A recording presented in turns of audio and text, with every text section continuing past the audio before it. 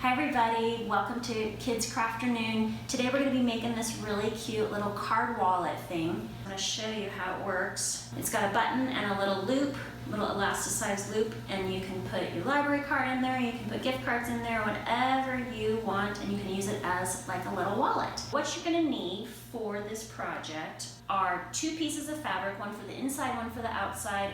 And the fabric is cut at 5 inches wide by 9.5 inches long. So you need 2 pieces of fabric for that. You're going to need like a hairband or a little piece of elastic will work for this. And you're going to need a button and whatever button you like. Those are the supplies. The tools you're going to need is a thread and needle to sew on your button. You're going to need some pins, some fabric scissors, and something to measure. So this is just a little seam gauge, or you can use a ruler, and then just something to poke corners out. I'm just going to use a knitting needle, but you can use a chopstick or a pencil or whatever you have lying around.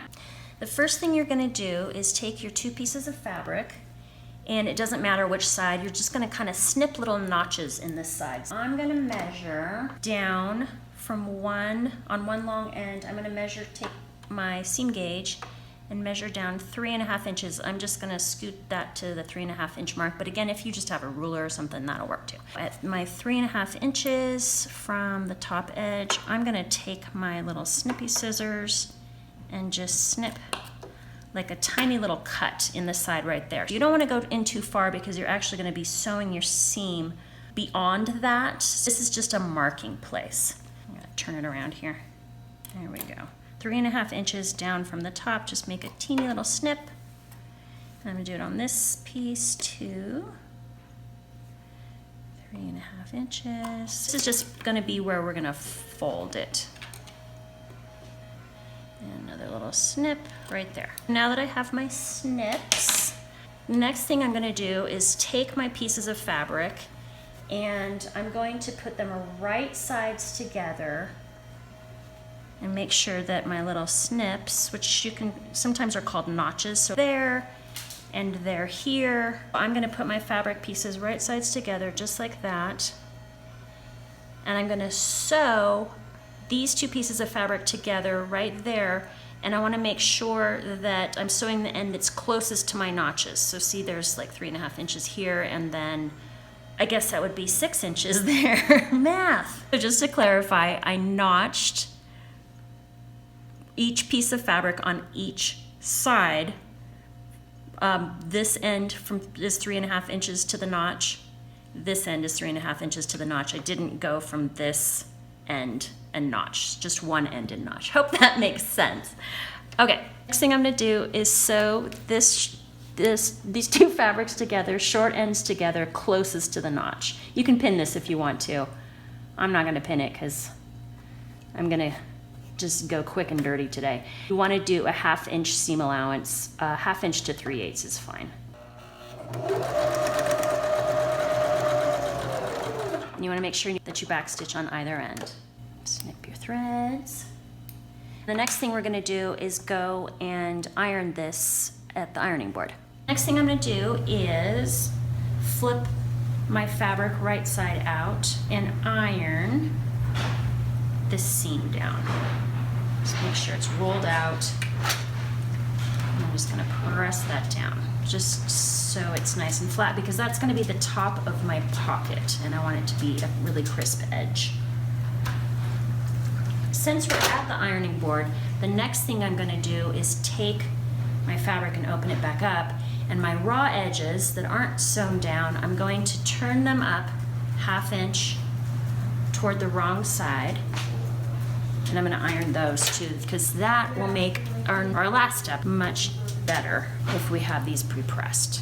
So I'm just flipping them up 1/2 inch, and then I'm gonna press them down, just like that. Now we're gonna go back to sewing machine. The next thing we're gonna do is have my fabric wrong sides together with the right sides facing outside. So this is a little origami fold that you're gonna do. So this creates this inside pocket. Where we notched our fabric, those little snips, I'm gonna take my top piece, my bottom piece is still just hanging out there, and I'm gonna fold it up to where my notch is, just like that. So you see my little snips, so that's just telling me where to fold it. I'm gonna flip it over and fold this piece also at my notches.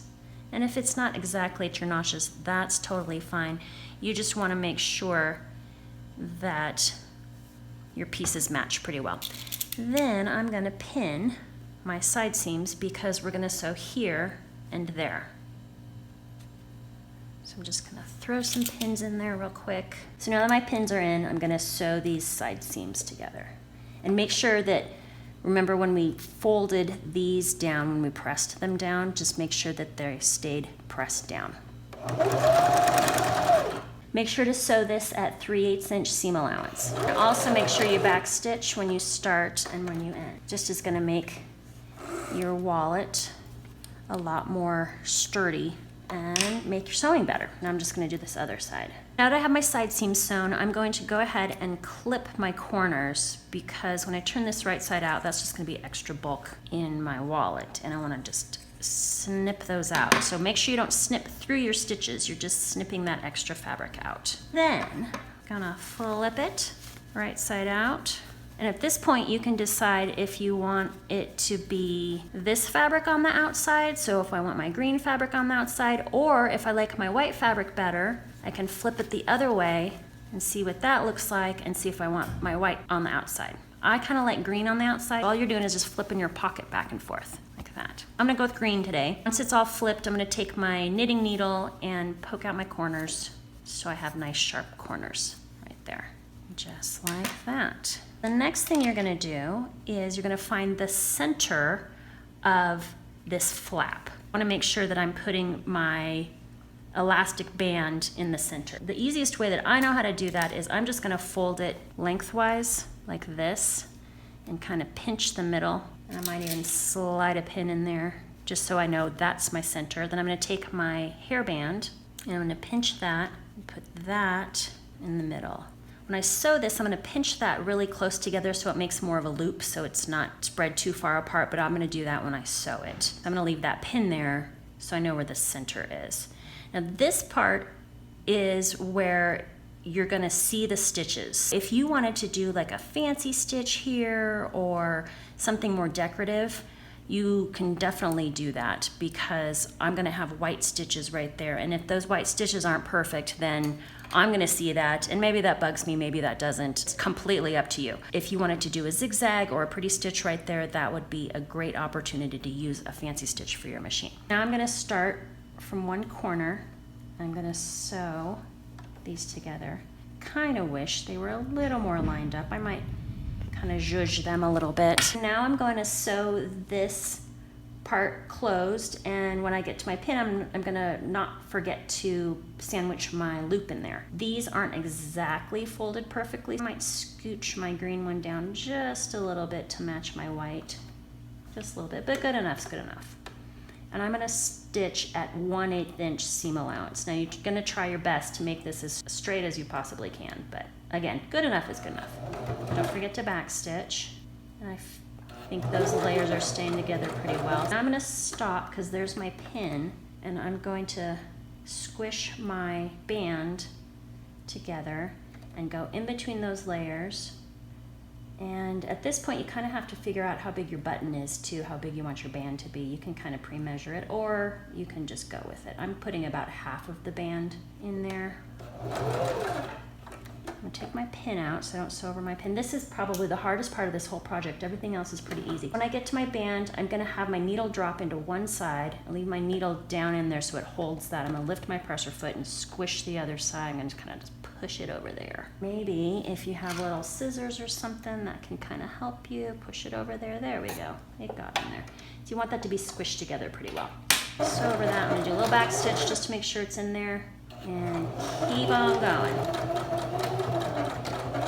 There's my band in there.